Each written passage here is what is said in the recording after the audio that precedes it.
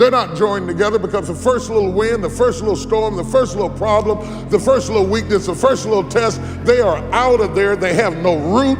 They have no connectivity. They are not joined. They are not committed. They don't have it in their character to withstand anything. They are only there for convenience. And when they don't see the convenience of the connection, they forsake the responsibility and walk away from their commitment. They come down here, they sashay down here, they walk over there, they get all of the stuff, they go through the little orientation, shake the hand, and some of them people, you never see them again. We go through the actions of commitment, but we're not really committed, we're not really connected, we're not really joined because we have no understanding, check this, of our responsibility to any relationship.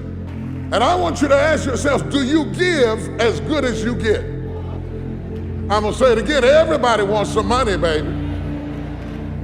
I'm just here for the check. That's why it's not gonna work for you. You don't understand the reciprocity. Anybody wants some money, but if you're not willing to give at least as good as you get, it will not last. And that's why you can't stay anywhere or work for anybody, because you've never had Levi. You may have had Reuben, you might have had Simeon, but you've never been joined to anything. So you collect anniversaries, you've got a lot of birthdays, you've got some plaques on the wall, but you've never been the person that you could be, because the could be is locked up behind commitment, and until you're committed, you'll never get the could be. Some people have never thrown their whole self at nothing, not at school, not at work, not at marriage, not at church. Oh my God, you've had 1 foot in and 1 foot out of every dream all of your life, and you've never seen what you could be if you ever really connected and threw everything. That's what's gonna make your death so sad. That's what's gonna make it so sad, is that you never lived first. You never fully engaged. You never fully studied. You never fully invested in anything or anybody. You want to get something that you are not willing to give. You have never been joined. You get the puppy dog blessing that comes from being in the right place at the right time, because you are not joined into the connectivity that produces the real blessing of God in your life. And you're getting older. And you're running out of time and running out of excuses and running out of people to blame. Wonder what would have happened in school if you'd been committed. Wonder what would have happened in your marriage if you'd been committed. Wonder what would have happened in your church if you'd have really thrown your whole self. You've always been casual and never been committed. And some of the most casual people are talented people, because talented people will lay on their talent and use their talent as a camouflage to cover up their lack of commitment. And because you're talented enough to be able to float by on broken pieces, you will fool an indiscriminate eye into thinking that you are committed. You're not committed, you're just talented. You'll never know what you could have been if you would have really committed yourself. You're just talented enough to get over. You'd be shocked how many people sitting out there who can really sing, but they're unwilling to make the commitment to make the rehearsals and do what it takes to be up front. And so they sit there on their talent, and they won't do for God what they are asking God to do for them. And they wonder why their prayers are not answered.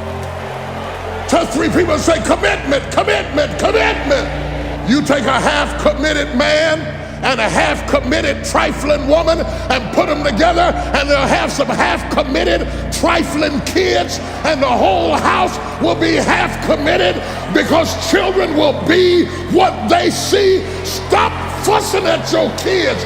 They're a reflection of you. You're trying to get somebody to fall in love with a you that you've never discovered yourself.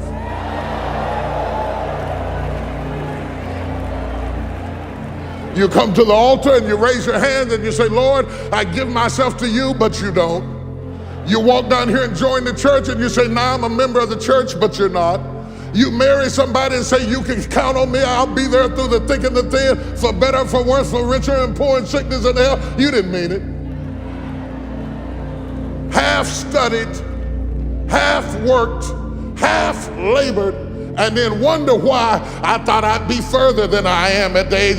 Let me tell you why you are not further. It is not the devil, it is not witches, it is not demons, and it's sure God ain't haters. You are not any further than where you are right now because you have never thrown your whole self at anything in your life. You would get it in the hands of somebody who is committed to a dream, who's been working when they was 5 and swinging when they were 6 and swinging when they were 9 and swinging when they were 12. Oh yes, you're going to get a great return because there is a great investment. Do you have anything that you're dreaming, that you're willing to be committed to enough to see it happen? If you don't program yourself, life will program you. That's what I ask you. Where have you been? Where have you been up to this point? You look at your life. You look at what you produce. Is it giving you what you want? Are you living on purpose? Are you living your dream? Are you acting on your ideas? Are you doing all you can do? Have you gotten comfortable? Are you procrastinating? Are you evading your own greatness? Are you surrounding yourself with people that can nourish you? Are you challenging yourself? Are you experimenting? Are you learning something different? Is your life an adventure or is it boring? Where have you been? Why are you here? What brought you here? Investing the time, the money. What brought you here? And where are you going? What is it that you can get out of this session, out of this lecture? That when you leave here, rather than this just being a spectator event, that you got some idea, some dream, that you might have to go back and brush it off and look at it again and say, I've got to do this. This is my stuff. This is what I'm supposed to do. This is why I showed up. Where are you going with your life? What decisions are you making right now as you look into the future?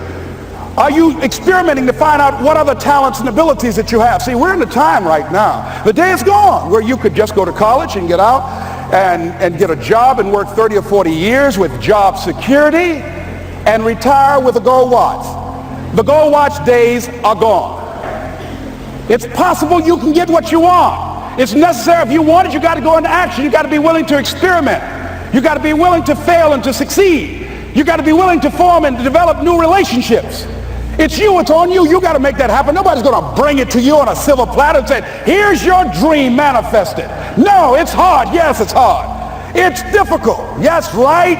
And it's worth it. Is that hard times create hard men. Hard men create soft times. Soft times create soft men. Soft men create hard times.